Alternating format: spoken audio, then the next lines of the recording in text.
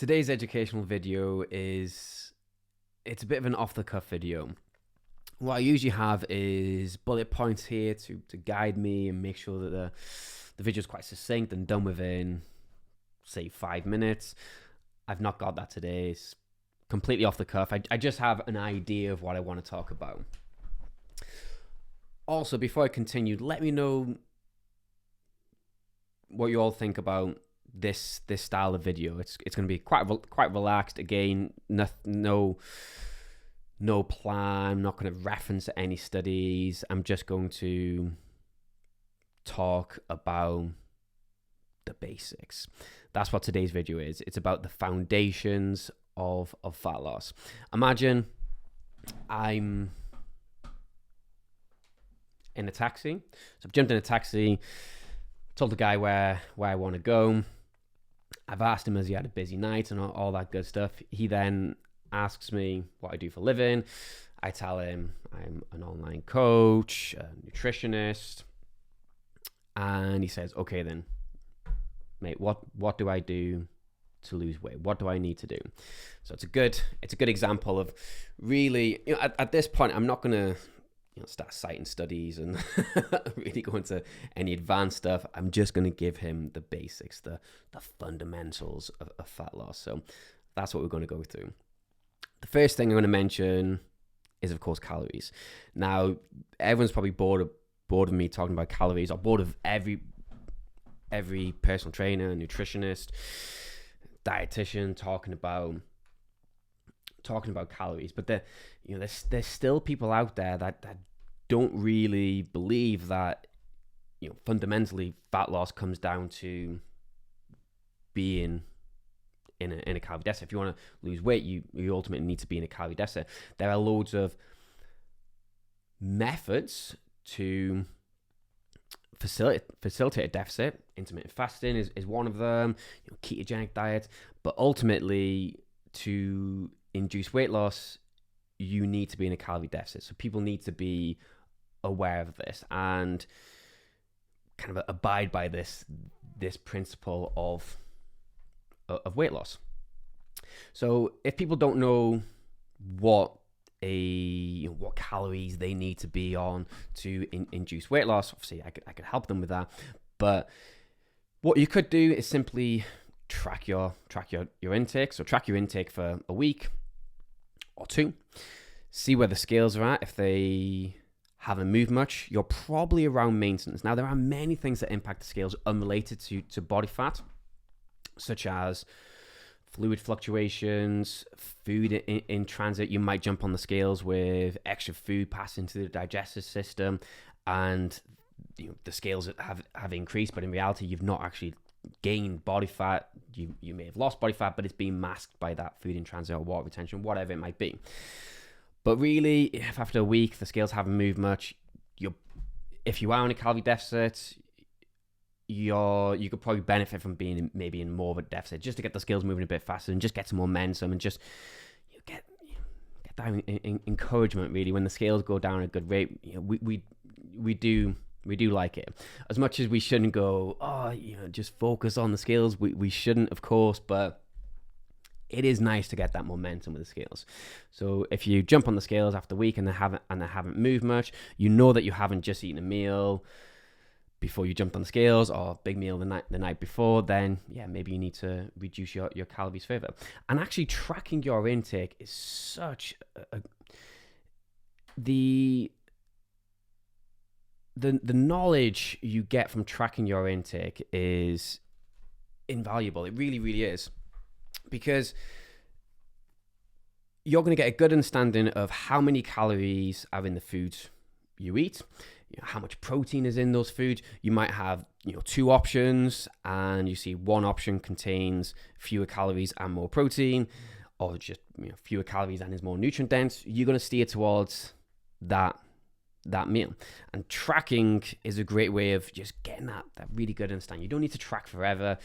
I know counting calories gets a bit of a bad reputation. People say you can get quite obsessive with it, but you don't need to do it forever. A couple of weeks, and that knowledge it does go a long way. Or even just dipping in and out of tracking. So you could track a couple of days a week to see where you're at. You can track, if the scales aren't moving, you can just track for that week to go, okay, the scales have stopped moving. What's going on? I track my intake. Yes, I've been having 20 grams of butter on my toast as opposed to 10 grams, and that I'm having quite a bit of toast throughout the week, and that makes a difference. Or I've stopped tracking my coffees, and all this stuff. It does add up. So tracking is a great way of keeping an eye on these things and just gaining that really deep knowledge of nutrition. So ultimately, to induce weight loss, we need to be in a calorie deficit.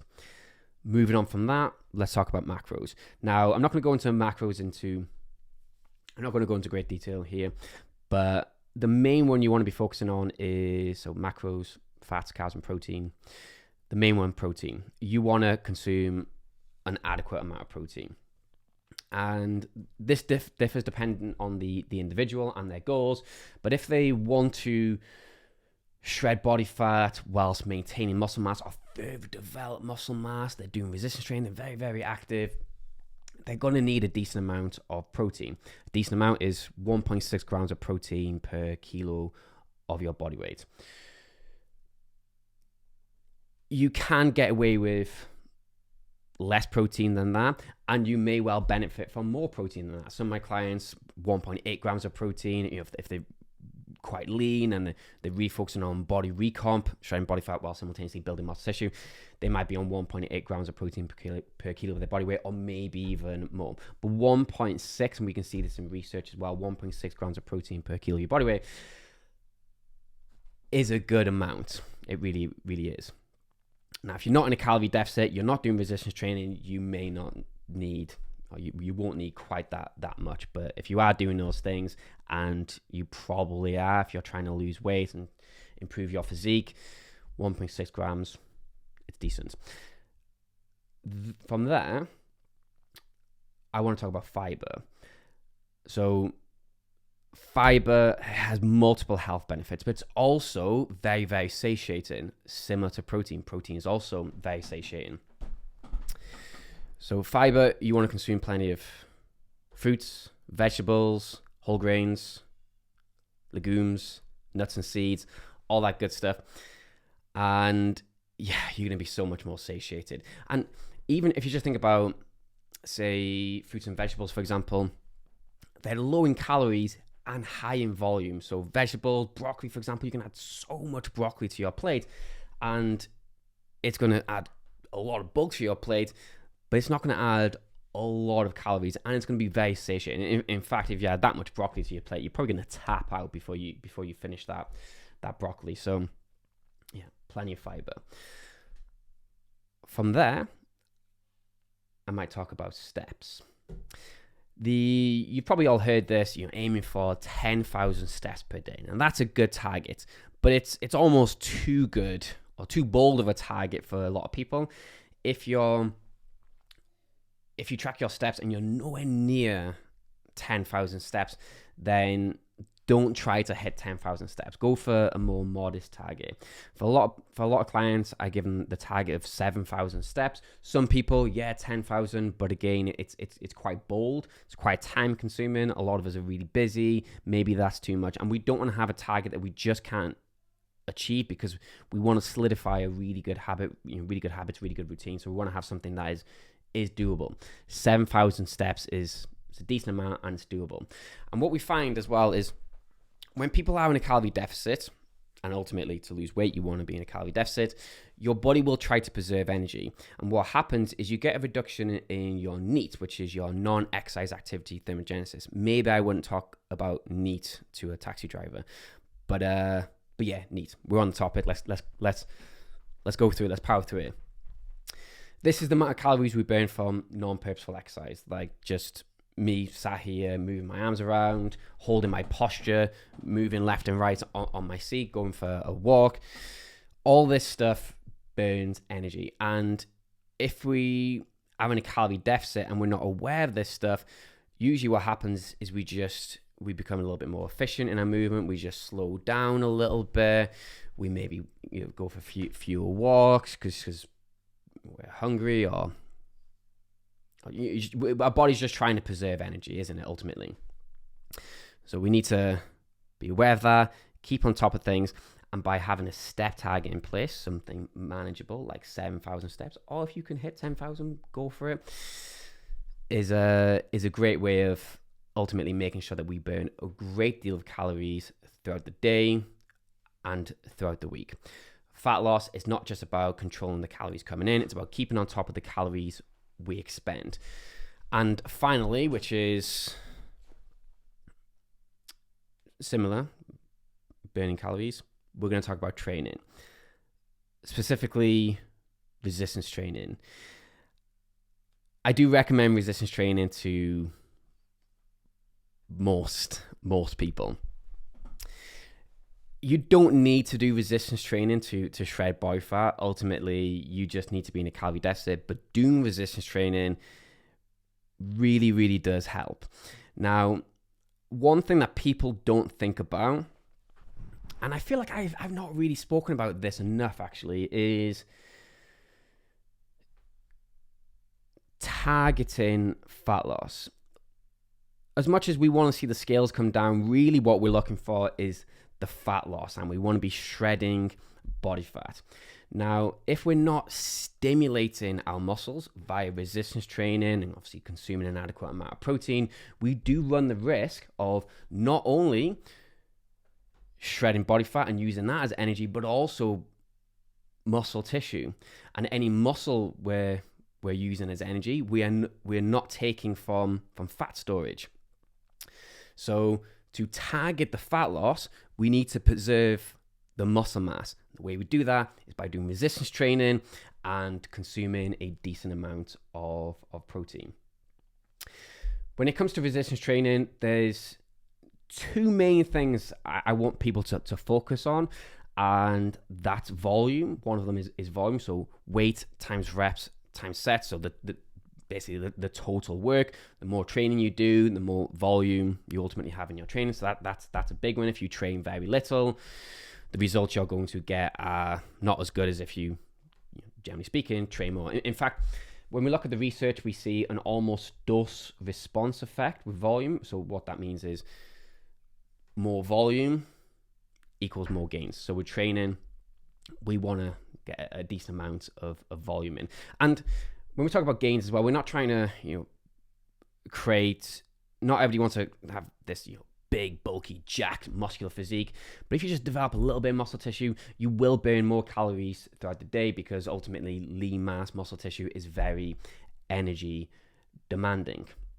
And the second thing I want to go through is training intensity. If you got the volume in there, so for example, if I'm just doing this now, that's I'm getting the reps in, aren't I? But that's doing very little to stimulate the muscle. We want intensity. We want a heavy resistance. That's not to say we want to go for 1 rep max, and we don't want to do that. Huge risk of injury, not worth it. But we want to work with a heavy resistance, a weight that challenges us. Let's say we're doing 4 sets of 10 reps.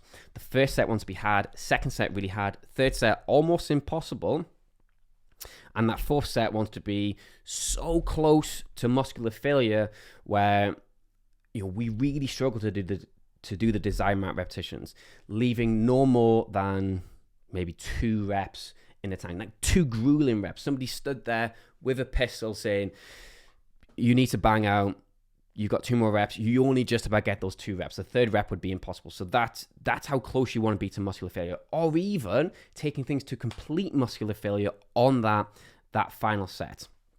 So getting to the point where your body is unable to do any more reps. You hit complete muscular failure. There are some exercises where you don't necessarily want to take to complete muscular failure. Like I wouldn't take deadlifts to complete muscular failure, because you do run the risk of technique breakdown and injury. So you're probably going to hold at least a couple of reps in the tank on that one. But there are many exercises where you can take to complete muscular failure. For example, bicep curls, you can take those bad boys all the way, take them to complete muscular failure, force those muscles to have to adapt, have to get stronger, have to get bigger. The reps closest to muscular failure are the most effective reps of the sets.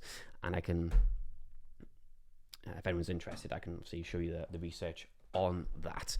And that is everything I wanted to go through. I'm not sure how long this video was. I'm going to guess 10 minutes. Yeah, 10 minutes. I was going to say maybe more, but 10 minutes. So, things we covered: calories. To induce weight loss, you need to be in a calorie deficit. To maintain weight, calorie maintenance. To gain weight, calorie surplus. Say the goal is fat loss, calorie deficit. Macros, fat, carbs, and protein. The most important one there to focus on, and often people don't get enough of, protein. You want to consume it. You want to really aim for 1.6 grams of protein per kilo of your body weight to maximize muscle protein synthesis, to optimize things. Fiber, consume plenty of fruits, vegetables, whole grains, legumes, nuts and seeds, all that good stuff. And steps, 7,000 steps is a good target. 10,000 if you can hit it. 10,000 per day, of course. And finally, resistance training. With resistance training as well, you don't have to do full body training, so go in a session, train your entire body. But I do recommend it. I do find with clients that full body training, they get the best results. I find it with myself as well that I've got the best results doing full body training. Full body training is a great way to attenuate individual body part fatigue during each session, because you're not smashing one single muscle group during one session. You're spreading that volume out throughout the body, so there's much less fatigue. You're able to work with a greater load, get better quality reps, quality sets, and therefore that is going to equal a greater training volume, a greater weekly total volume. And as we mentioned earlier, more volume, as we can see in the research, more volume equals more gain. So full body training, I do recommend it to, I was going to say most people. It's rare I don't recommend full body training. So yeah, full body training, I'd go for that. And that's it. The foundations, the fundamentals of fat loss.